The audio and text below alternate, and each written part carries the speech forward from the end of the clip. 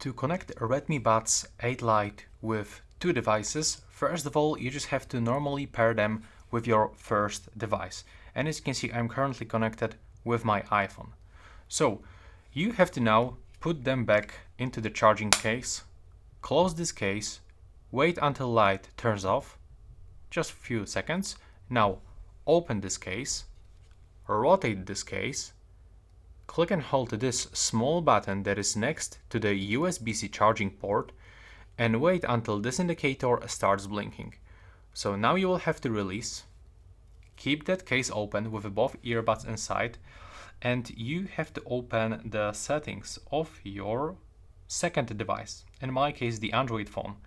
Go for the Bluetooth and make sure that you are gonna turn it on and search for Redmi Buds 8 Lite. Now wait for the connection process. As you can see right now, we are connected with two devices. We are connected with iPhone and we are connected with Android phone. Thanks for watching and please hit the like button.